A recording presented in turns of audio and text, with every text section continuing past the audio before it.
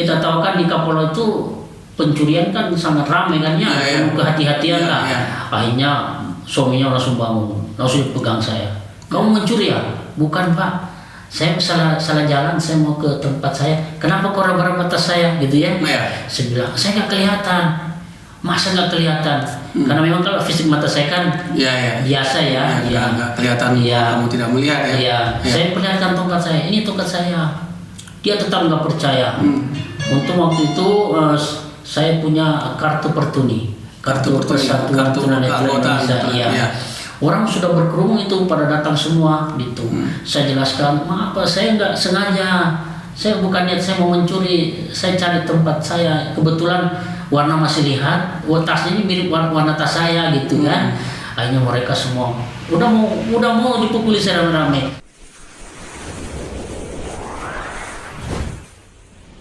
Kita sama bisa. Alhamdulillah, senang sekali hari ini Menara Iskandar hadir kembali, dan bersama saya di depan saya ada sosok makhluk yang sudah ratusan tahun saya mengenalnya. Dia adalah teman baik saya, dan antara saya dengan dia banyak sekali kesamaannya. Pertama, saya pria, dia pun pria. Saya manusia, dia manusia. Betul. Nah, saya tunanetra. Saya pun tunanetra juga. Iya. Saya Muslim. menikah dengan seorang wanita, dan dia ikut-ikutan juga menikah dengan seorang. Mungkin duluan saya ya, jadi Anda yang mengikuti saya. Kurang tepat kayak. Iya. Jadi saya ikut ya. Oke. Dan saya punya anak 3 dan dia pun punya 3. Dan saya pengembara dan dia pun pengembara. Artinya kami di Bandung ini sebagai perantau. Saya dari Tanjung Balai, Sumatera Utara, dan dia dari Sulawesi Selatan, tepatnya di Kabupaten Goa. Wah, jauh di sana ya. Jauh ya, kita merantau, dan kami bersekolah di lembaga yang sama. Pernah sekelas juga ya? Pernah sekelas juga sama. Pernah bersitegang juga. Pernah. Ya, bergandengan pernah. Ya, berbagai macam. Dan kita sering sekali pergi bersama-sama, ya kan? Iya. Dan banyak sekali cerita di antara kita berdua, dan kesamaan-kesamaan tadi rupanya mengantarkan kita telah bersama-sama mendirikan sebuah lembaga sosial dengan ide bersama yang kita namakan Istana Zakat Disabilitas Indonesia, yang kita sering senang menyebutnya dengan ISDI, peduli pada sesama, manfaat untuk semua. Iya. Itu ya, namanya ya.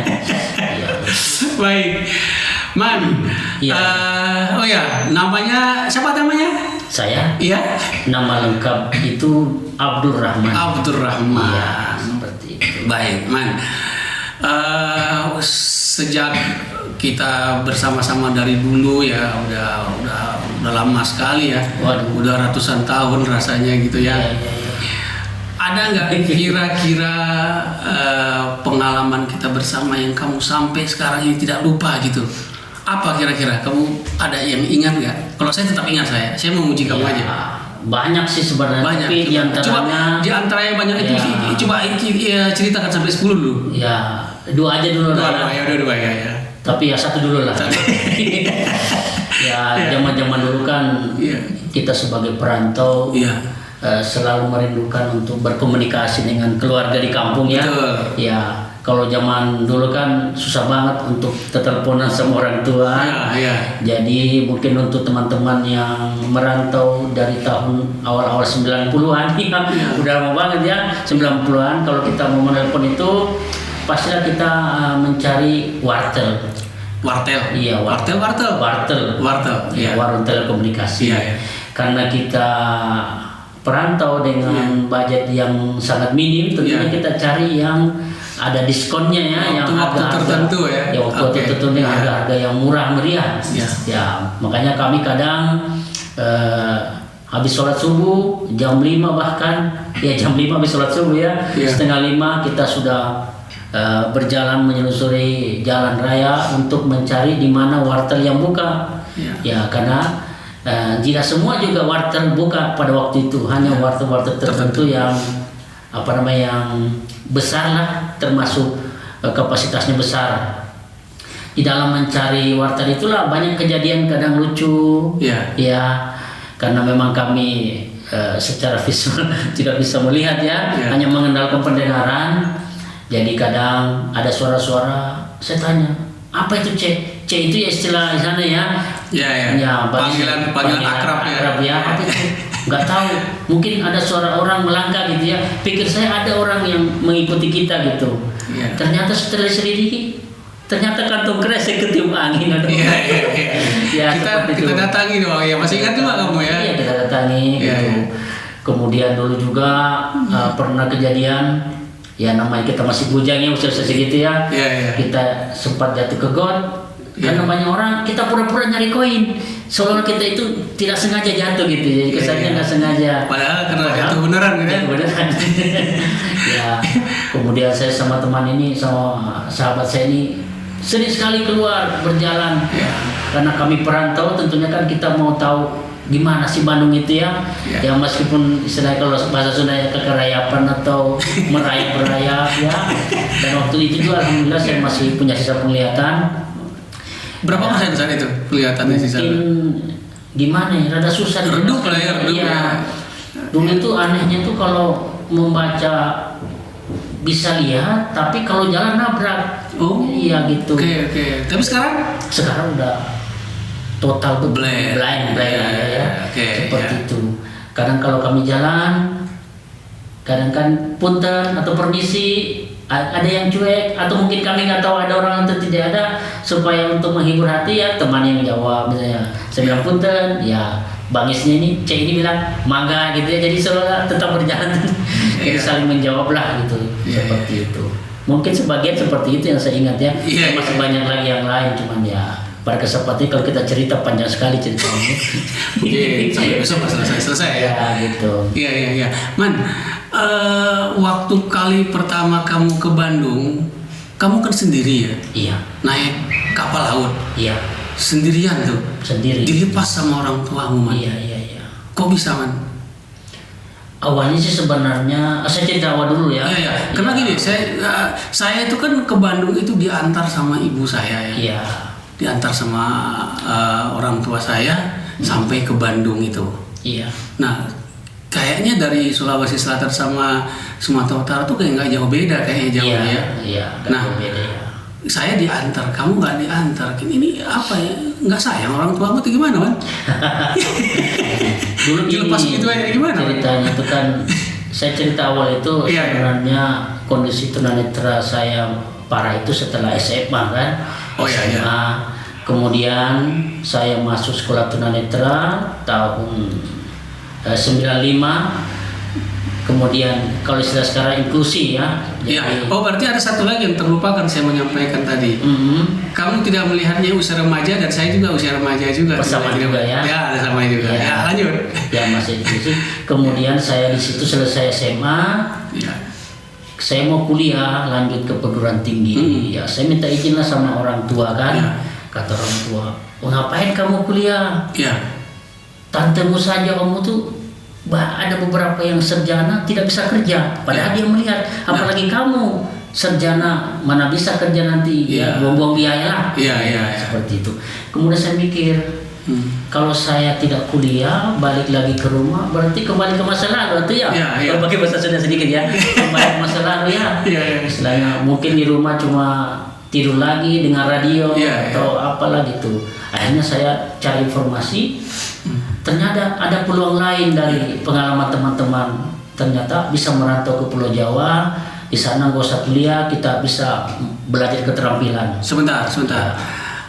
Berarti kan kamu itu kan pernah sebelumnya di lembaga yang khusus buat tunanetra ya belajar ya? Iya. Nah itu terus saya pernah 1 tahun di situ. Jadi setelah saya masuk sekolah tunanetra itu, kemudian awalnya kan, waduh, ya masa remaja tidak bisa lihat kan, umum lah ya, penuh dengan stres, depresi gitu ya. Saya kemudian mulai bangkit itu setelah masuk sekolah tunanetra. Ya disitulah mungkin terapi psikis yang saya bisa rasakan, bahwa ternyata di dunia ini bukan hanya saya gitu ya. Ya disitulah saya bangkit. Kemudian saya di sekolah tunanetra itu tinggal di asrama, kan kalau ini kan bukan, ini swasta ya, yayasan. Ya jadi SLB, tapi saya di situ belajar braille. Setelah belajar braille, karena saya sudah punya saya punya surat pindah lah istilahnya gitu ya, karena udah pernah sekolah dulu, hanya saya langsung inklusi ya bersama sekolah di luar gitu ya. Umum lah ya, bersama orang-orang yang non disabilitas. Iya, tapi tetap tinggal di asrama gitu. Setelah selesai kan otomatis kan tidak mungkin saya tinggal di asrama lagi kan, karena udah beres. Saya mikir kelanjutannya apa untuk bekal hidup saya nih gitu ya. Awalnya kan sudah ada semangat bahwa selesai ini kan bisa kuliah, atau mungkin cita-cita yang tertunda dahulu karena pemahaman bahwa ketunanetraan menghambat nggak bisa mengejar cita-cita gitu ya, kan begitu. Setelah ketemu sama teman-teman ternyata banyak juga, nggak sedikit juga tunanetra yang bisa jadi guru, pegawai negeri. Jadi kan saya timbul semangat, tetapi ternyata pemahaman orang tua tidak sama dengan pemahaman saya itu ya. Jadi tetap aja meyakini bahwa jangankan tunanetra, orang awam saja sarjana banyak nggak kerja gitu ya. Ya disitulah saya mulai berpikir cari informasi, karena kan otomatis kan sudah banyak kenalan tunanetra yang lain. Ternyata jalan keluarnya supaya bisa mempunyai bekal ya harus merantau. Harus merantau. Terus bagaimana kamu meyakinkan ke orang tua bahwa kamu akan merantau dan kamu bisa hidup sendiri, ngurus diri sendiri? Awalnya sih ya memang ya, awalnya kan saya pamitan nih, saya bilang saya mau merantau, tidak mungkin saya di rumah lagi kan.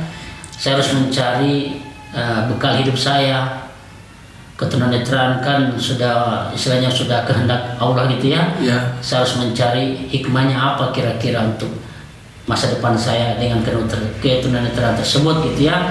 Merantau kemana? Kata orang tua saya, mau merantau ke Pulau Jawa. Waduh, jangan. Istilahnya orang melihat saja belum tentu berani naik kapal laut, apalagi kalau dari Makassar ke Surabaya itu kan, ke Jawa itu minimal 24 jam kan perjalanannya. Dari Makassar itu ke Surabaya dulu ya? Iya, bisa ke Jakarta. Cuma kalau yang terdekat kan Surabaya. Ya seperti itu. Gak ngizinin, di sini aja di rumah. Ya kalau misalnya kami makan, kamu pun pasti makan. Gitu kan pemahaman orang tua ya. Ya nggak akan mungkin kami makan kamu kelaparan. Saya bilang begini, kalau masalah makan sih insya Allah tidak terlalu khawatir lah ya. Cuma kan saya juga ingin punya masa depan, ya. Kemudian bisa jadi sekarang masih enak orang tua ada, punya adik menikah, punya suami atau punya istri, belum tentu suami atau istri mereka mau menerima saya kan. Kalau misalnya adik-adik saya insya Allah pasti terima saya karena istilahnya saudara gitu ya. Tapi kan keluarga mereka belum tentu. Jadi kan harus, mumpung masih muda dan masih banyak kesempatan, saya harus memutuskan mengejar masa depan saya, kira-kira apa yang saya lakukan. Tetap orang tua nggak ngizinin, tetap nggak ngizinin. Seperti katanya, mau lepas seekor ayam tengah hutan lah istilahnya, yang sudah bisa lihat, merantau lah ya. Seperti itu. Akhirnya saya maksakan diri lah, karena memang ada hal tertentu harus saya paksa. Bukan berarti niat membangkang ya, tapi kan harus untuk masa depan nih. Akhirnya saya berdasarkan cerita teman, wah di Pulau Jawa itu enak. Kamu bisa jalan sendiri, kemudian perhatian masyarakatnya juga, pedulinya terhadap disabilitas netra itu lebih tinggi daripada di daerah lah ya. Karena kan mungkin di sini tidak awamnya, kalau di sana kan masih jarang lah ya orang lihat tunanetra. Akhirnya saya beli tiket. Setelah beli tiket baru saya minta izin sama orang tua. Oh, kamu beli tiket tanpa sepengetahuan orang tua? Tanpa sepengetahuan orang tua. Beli tiket saya. Gitu. Saya ingat itu tahun 96 itu saya beli tiket masih harga 60.000. 60.000? Naik kapal laut? Dari Makassar ke Surabaya? Iya. Gitu. Setelah beli tiket, saya berpamitan. Waduh, orang tua saya di situ. Merasa gimana ya? serba salah juga. Saya sudah beli tiket dan memang saya sudah bulat tekad saya. Saya harus merantau. Kalau enggak mau jadi apa saya gitu ya. Akhirnya mau tidak mau akhirnya saya berangkat juga. Diantar sama orang. Saya pergi sendiri. Bawa ransel, bawa bekal saya. Soal itu apa ya? Saya mau mencari sesuatu yang selama ini yang nggak pernah saya dapat.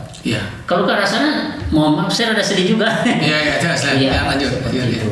Akhirnya saya diantarlah ke kapal laut, ke pelabuhan itu aja. Ke pelabuhan, langsung naik ke kapal laut, kapal pen itu ya saya masih ingat dulu. Saya bilang, antar aja saya ke dekat musola. Ya kan? Di kapal laut, dalam kapal itu. Dalam kapal itu. Oh, tapi orang tua bisa ngantar sampai ke dalam kapal? Bisa ngantar sampai izinin ya. Terus akhirnya saya diantar sampai ke musola. Saya bilang, saya sampai musola, biarkan aja saya situ sendiri. Saya pemahaman saya cuma satu, yang penting saya bisa sholat. Ya kan? Kemudian insya Allah nanti dari situ insya Allah pasti ada yang ngantar atau yang inilah ya, yang ngantar saya lah ya. Paling tidak kita mau bertanya lah. Mau bertanya. Akhirnya orang tua saya ngantar sampai ke musola. Saya di situ diam. Orang tua saya ternyata melihat saya dari jauh. Itu dia cerita sama saya. Dilihat dari jauh, mungkin dilihat betul nggak ini tekadnya mau pergi atau cuma main-main gitu. Jangan-jangan mau berubah pikiran lagi kan. Akhirnya orang tua saya dekatin saya, dia tanya lagi saya, betul kau ini mau merantau? Betul, sudah bulat tekad saya. Akhirnya mau tidak mau, akhirnya saya dipeluk. Oke, kalau gitu ya, saya tinggal bisa mendoakan. Saya hanya berharap doa saja ya. Karena ini menyeberangi laut dari Makassar ke Surabaya sama dengan menyeberangi masa lalu ke masa depan saya ya. Intinya seperti itu. Saya tinggalkan masa lalu saya, tinggal berbagai cerita suka duka, dan saya harus berani menembus untuk mencari hal yang baru di Pulau Jawa. Seperti itu. Memang untuk meyakinkan orang tua kita itu memang tidak mudah ya, apalagi dipengaruhi oleh pengetahuan, wawasan tentang bagaimana orang yang tidak bisa melihat bisa mandiri gitu ya. Dan itu pun saya alami ketika saya juga dulu waktu ditawarkan untuk belajar ke Pulau Jawa gitu ya. Nah, waktu itu saya juga waktu almarhum ayah saya itu ketika mendengar beritanya bahwa saya itu ditawari ke sana, dia juga merasa berat untuk melepaskan. Dan selama orang tua saya, ayah saya itu masih ada, dan saya itu tidak jadi untuk pergi. Nah, setelah orang tua saya, ayah saya itu meninggal dunia, barulah ada kesempatan itu, dan itu baru bisa terwujud, dan saya diantarkan ibu saya ke Bandung itu. Dan selama ini ya yang saya bilang tadi, saya dengar ada orang merantau dari tempatnya yang jauh menyeberangi lautan, dilepas sendirian seperti kamu lah ya. Saya kira orang tuanya tuh nggak sayang sama anaknya gitu ya.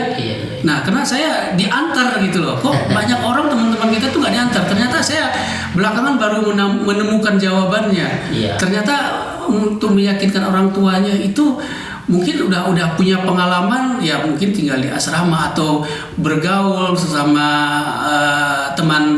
sesama tunanetra, sehingga ada pengalaman bepergian sendiri, dan itu bisa jadi bekal untuk meyakinkan orang tua kita ya. Kalau saya kan sama sekali tidak ada bergaul gitu ya di sana. Itu pernah sekali, tapi tidak seluas yang kita setelah sampai ke Bandung ini gitu ya.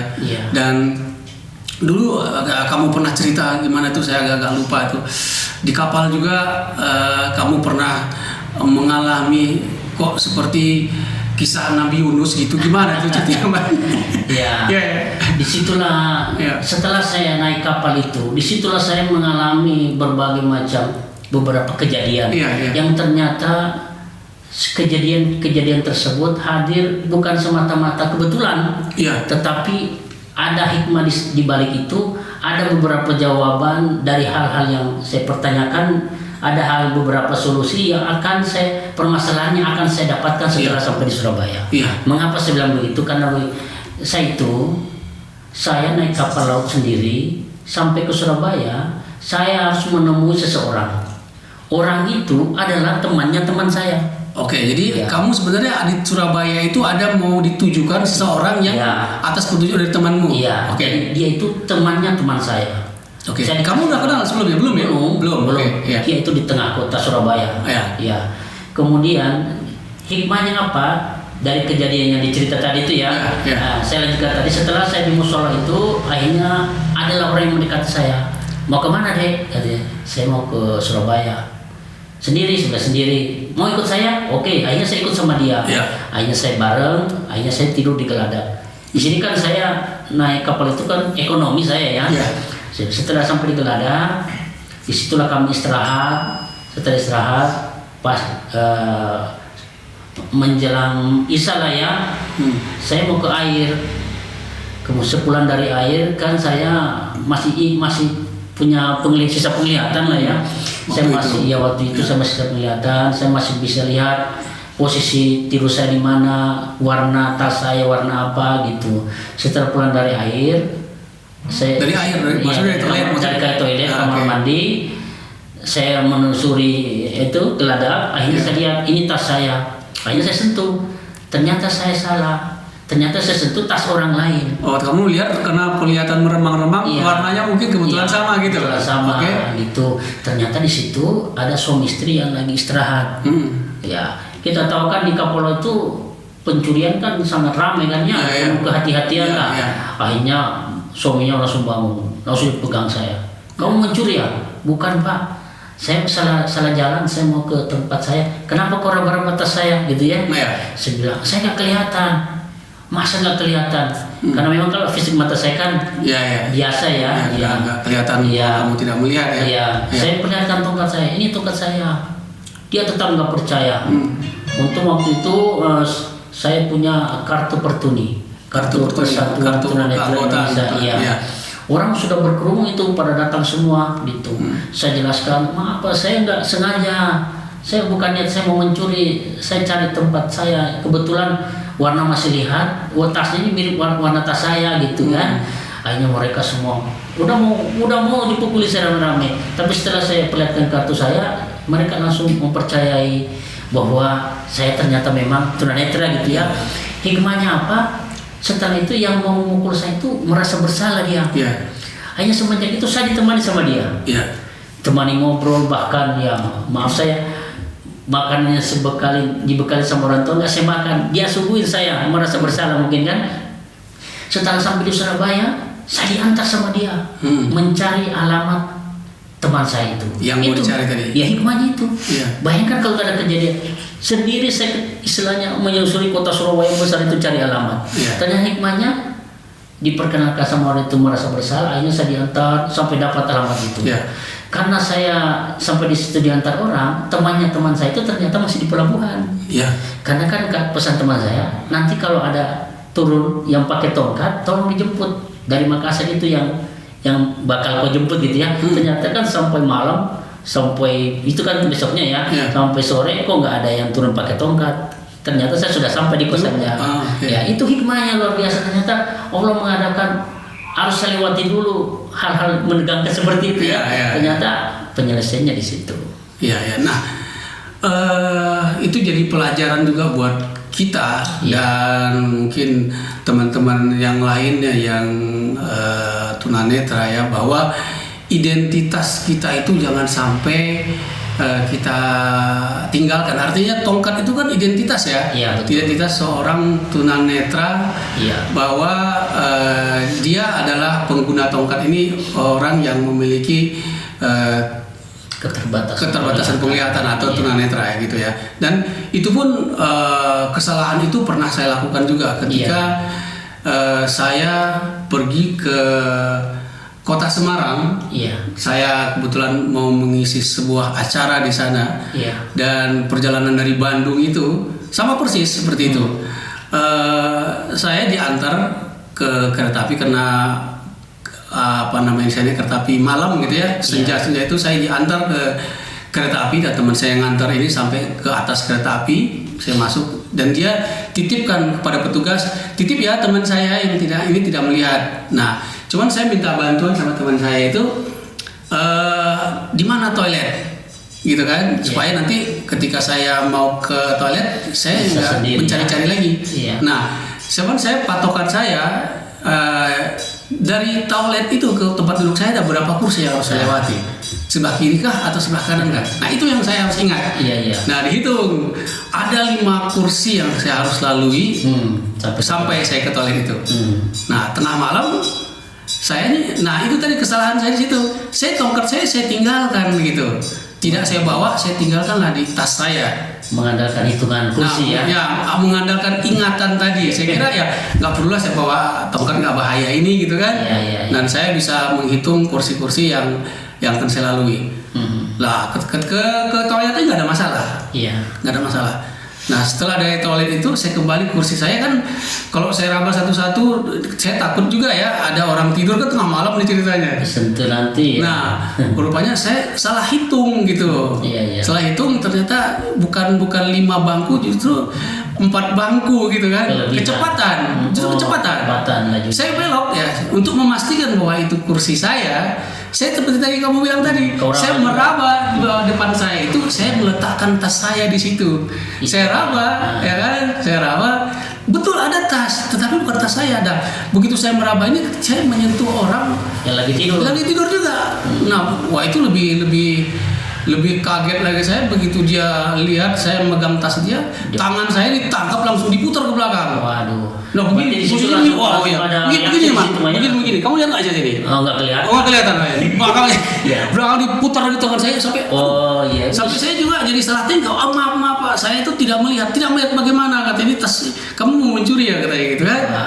Nah saya bilang enggak, saya tidak melihat. Nah pas ribut-ribut begitu temannya juga terbangun dan langsung megang tangan saya juga udah mau mukul gitu, ada petugas yang ngelihat gitu kan. Yang petugas tadi yang dititipin oleh teman saya tadi gitu kan. Langsung ada lihat dia ya. Ada yang lihat, kalau nggak mungkin habis saya dipukulin itu. Nah, itu kenapa itu nggak melihat gitu kan. Tunanetra, masa nggak melihat katanya gitu kan. Dia pegang tas saya tadi dengan tepat gitu kan. Ya saya cerita bahwa saya itu tunanetra nggak bisa melihat. Saya tunjukkan deh sama tongkat saya itu tadi. Nah akhirnya karena mereka dijelaskan sama petugas tadi, akhirnya mereka yakin gitu ya. Percaya dengan penjelasan petugas tadi. Nah kebetulan ketepatan saat itu bulan Ramadan gitu ya. Bulan Ramadan. Nah saya pas berhentian itu ada yang jualan itu di depan pintu kan nggak boleh masuk ya. Orang pedagang itu depan pintu nawarin makanan. Saya pun pergi ke pintu itu ya udah saya pakai tongkat saya gitu. Tadi kan nggak saya pakai ya saya pakai tongkat. Dia pakai tongkat saya. Nah mereka lihat mungkin ya, oh ya benar tidak melihat gitu. Nah menjelang sampai ke Semarang itu memang mereka tuh dekati saya berdua itu. Dia pegang-pegang kaki saya, ditanya mau kemana sebenarnya, kok sendirian gitu kan ya. Saya ada acara untuk mengisi sebuah acara di Semarang. Saya bilang, acara apa? Saya bilang saya mau mengajar di sana. Ngajar apa? Ngajar memori teknik Asmaul Husna, saya bilang. Wah di situ dia kaget dan ya itu tadi merasa bersalah gitu, minta maafnya juga nggak saya tahu berapa kali nggak itu gitu ya. Nah itu, dan saya ibadah tadi ya seperti hampir sama, dan saya turun itu diantar sampai saya bertemu dengan orang yang menjemput saya.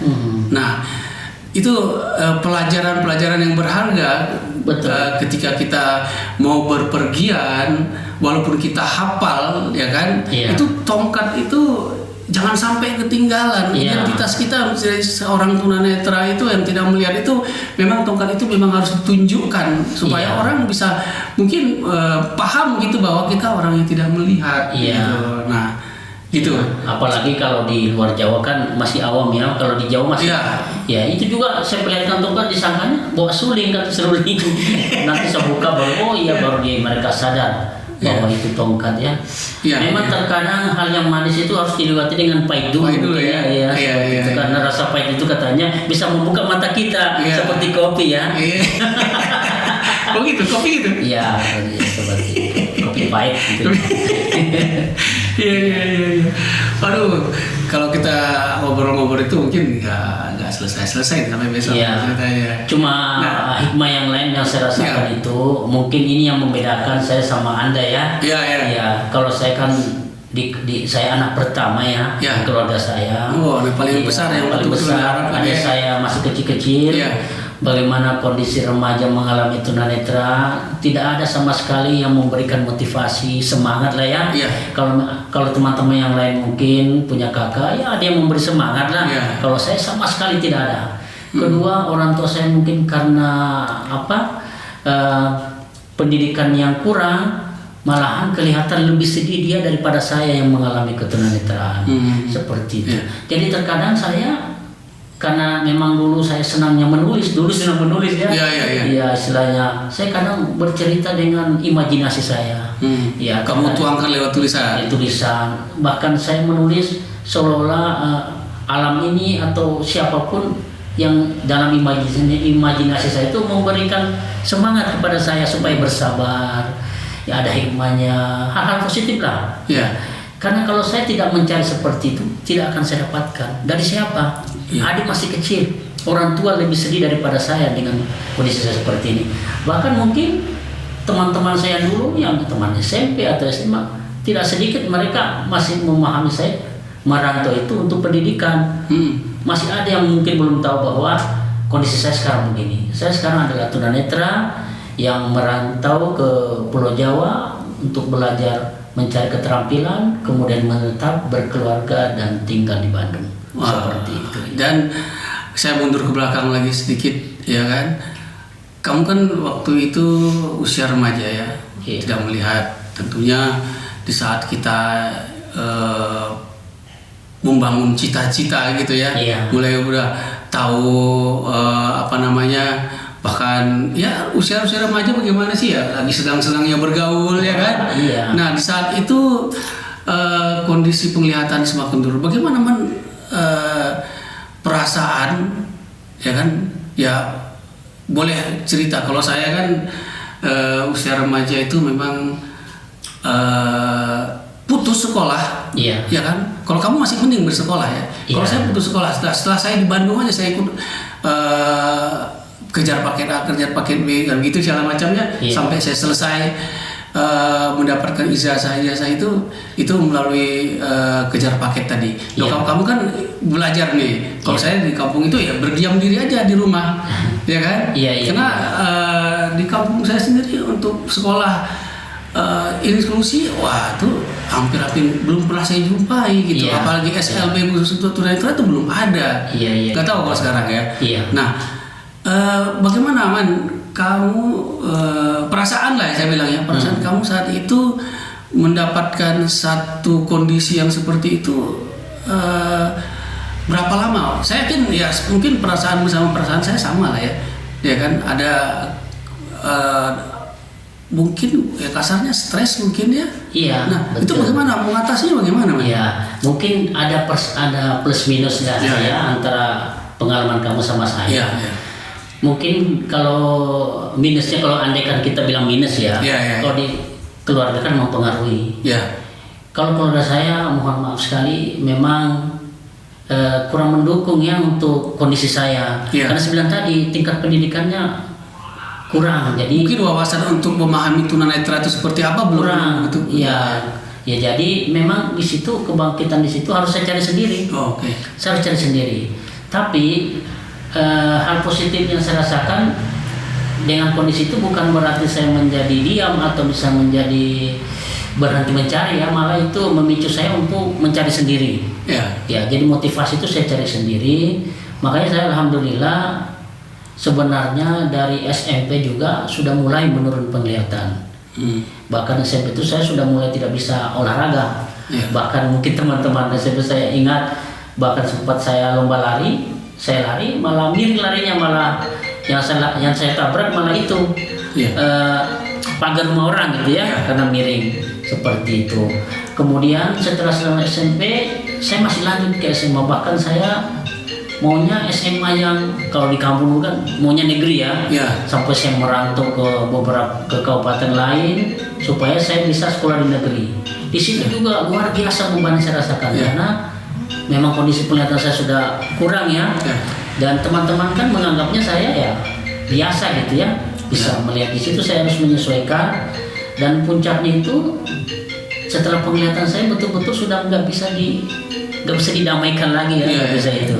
Disitulah saya mulai putus asa, ya bahkan saya pulang ke rumah, kemudian saya cerita sama orang tua saya, kalau kondisi ini bagus bikinkan saja saya kamar di belakang lah. Sebenarnya saya mau di kamar aja sendiri gitu ya, jadi nggak usah mungkin terputus dari dunia lain lah. Gitu. Itu juga kan sangat luar biasa, bahkan sampai ibu saya nangis. Masa sih, bahkan saya sempat, sebenarnya saya nggak ada niat mau bunuh diri, mau ambil pisau itu untuk niat yang lain. Tapi mungkin karena orang tua saya udah berpikir bahwa saya gejala-gejala bakal putus asa gitu, makanya kebayang itu megang pisau mau bunuh diri gitu ya. Memang kau ambil pisau untuk apa emang? Apa ya dulu itu teh? Tapi bukan bunuh diri kan? Bukan lah. Bukan serius? Enggak lah, nggak sampai ke situ. Nggak sampai ke situ pemikiran saya. Tapi karena orang tua saya melihat kondisinya remaja begitu, khawatir lah ya, jangan-jangan ini singkat pikiran gitu ya. Iya, apalagi kan kita lihat nih teman-teman bisa naik motor, kita nggak bisa gitu. Bahkan jauh-jauh kita mikir, bisa nggak saya berkeluarga gitu ya? Bakal punya anak nggak? Siapa sih yang mau perempuan mau sama kita yang tidak punya masa depan gini kan? Seperti itu semua memicu kita untuk berpikiran bahwa kita harus cari solusinya nih. Ya intinya dari dulu saya harus mencari hikmahnya apa, dan tidak mungkin sesuatu terjadi tanpa membawa hikmahnya. Nggak ada hikmahnya kan?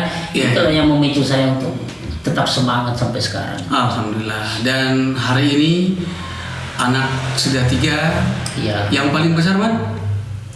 Yang paling besar sekarang semester terakhir kuliah. Kuliah ya. Yang kedua kembar ya. Yang kedua kembar. 23 berarti. 23 di kalau ininya mungkin hitungnya SMP kelas 2, tapi dua-duanya mondok di pesantren, sama dengan anak antum kan ya. Kalau kamu anak kedua dan ketiga, kalau saya anak pertama. Jauh ya. Nah, terus dengan perjalanan pertemanan kita itu ada jeda beberapa tahun kita tidak pernah bertemu ya. Bertemu ya mungkin sekali-sekali kita silaturahminya lewat telepon gitu kan, dengan kesibukan yang masing-masing ya. Saya punya kesibukan, kamu punya kesibukan, dan pada satu saat yang kita tak terduga kita bertemu pada saat itu, dan kita saling bercerita, dan saya menceritakan bahwa saya ini pingin ada satu kegiatan yang kiranya kegiatan itu manfaat buat orang banyak. Nah, saya cerita sama kamu, ingat dulu ya. Dan kita ceritanya dulu waktu itu di stasiun kereta api ya. Dan sambil kita waktu itu sambil makan-makan gitu ya kan. Nah, saya cerita dan kamu merespon dengan baik, dan keinginan itu juga ada pada diri kamu. Kita cerita dan kita mulai merencanakan bahwa kita punya keinginan yang sama, dan kita wujudkan membuat sebuah lembaga yang kita namakan Istana Zakat Disabilitas Indonesia, atau yang singkat dengan ISDI. Alhamdulillah, ISDI sudah berdiri sudah 2 tahunan ya. 2 tahun. Kita hitung dari legalitasnya ya.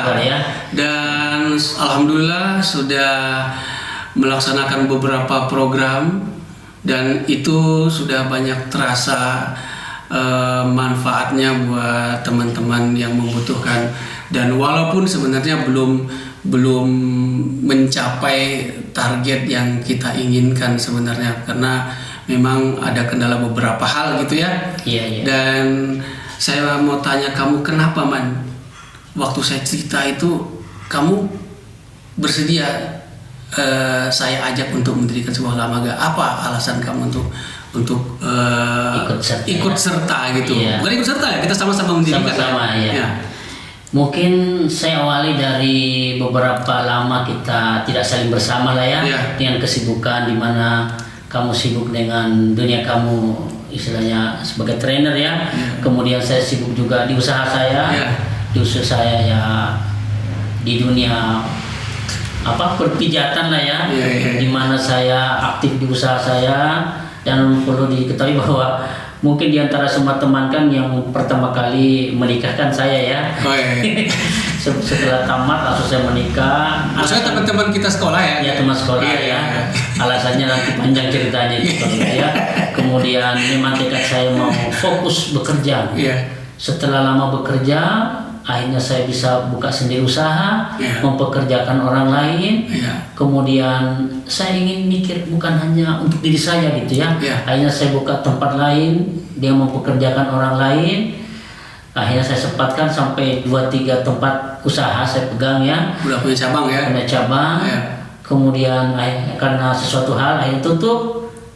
Kepikiran sama saya, sebenarnya untuk apa saya mau buka cabang tersebut? Apa sebenarnya yang saya cari gitu ya? Ternyata setelah mati, intinya cuma satu, saya ingin juga punya manfaat sama orang lain. Saya bukan hanya ingin mikir diri sendiri.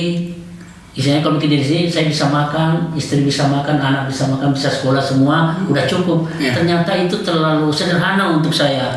Saya juga gimana caranya, saya punya peranan, teman-teman disabilitas sana juga bisa mengalami apa yang saya rasakan, istilahnya nikmat yang saya rasakan, andaikan itu sesuatu nikmat ya, karena saya alhamdulillah saya merasa itu kesuksesan pribadi saya dan saya merasa nyaman dengan kondisi itu. Saya ingin berharap teman-teman juga, dan notabene saya tahu kondisi mereka ikut merasakan seperti itu. Dan saya juga tahu bagaimana kondisi teman-teman. Akhirnya setelah Bang Iskandar menceritakan hal seperti pertemuan itu akhirnya bisa makan, harus sama-sama bergerak di sini. Ya, sama-sama punya niat, punya manfaat untuk teman-teman disabilitas yang lain. Jadi bukan hanya mikir diri keluarga, tetapi punya manfaat juga lebih luas ke disabilitas yang lain seperti itu. Alhamdulillah. Dan hari ini sampai saat ini kita sudah menjalankan beberapa program dengan tantangan-tantangan yang ada gitu ya kan. Dan alhamdulillah ingat nggak alat bantu yang kita sudah salurkan tuh berapa jumlahnya man? Waduh, udah banyak kayaknya ya. Seperti kaki palsu, kursi roda, tongkat dengan berbagai jenis tongkat, bukan cuma ada satu macam-macam tongkatnya. Tongkat tunanetra, ada alat pendengaran dan berbagai macam alat bantu lain. Ingat nggak berapa yang sudah tersalurkan? Udah 100 lebih kayaknya ya, nggak tahu berapa ya. Sudah 300 lebih. Masya Allah ya. Dan alhamdulillah di awal pandemi kemarin kita juga sudah mendistribusikan bantuan sembako ke 12 kota di Jawa Barat. Dan itu berkat dukungan dari para dermawan yang menitipkan rezekinya di lembaga kita Istana Zakat Disabilitas Indonesia. Insya Allah menjelang Ramadan kita akan mendistribusikan kembali, akan melaksanakan program itu lagi karena di masa pandemi ini banyak sekali penghasilan teman-teman disabilitas itu yang begitu menurun ya, sehingga itu menjadi pertimbangan kita untuk kembali melaksanakan program itu kembali. Baik, Man, ada yang ingin disampaikan sebelum kita mengakhiri episode yang ini? Kayaknya harus bersambung nih, Man. Banyak cerita-cerita yang harus kita sampaikan buat penonton Menara Iskandar. Satu hal yang selalu saya sampaikan kepada sahabat semua, apabila Anda ingin merasakan kebahagiaan yang hakiki, kebahagiaan yang betul-betul tidak bisa tergambarkan dengan kata-kata, maka kebahagiaan tersebut akan lahir apabila kita bisa membahagiakan orang lain. Mantap. Jadi, kalau kita membahagiakan orang lain, rasa bahagia yang kita rasakan jauh lebih besar daripada bahagia yang dirasakan oleh orang yang kita bahagiakan tersebut. Itu berdasarkan pengalaman selama ini. Gitu. Baik. Ya, jadi kesimpulannya dengan membahagiakan orang pun kita jauh lebih merasakan bahagia itu gitu ya. Iya, betul sekali. Alhamdulillah. Baik, Man. Terima kasih untuk pertemuan kali ini. Sepertinya saya ingin lanjutkan lagi, Man, nanti di episode yang lain ya.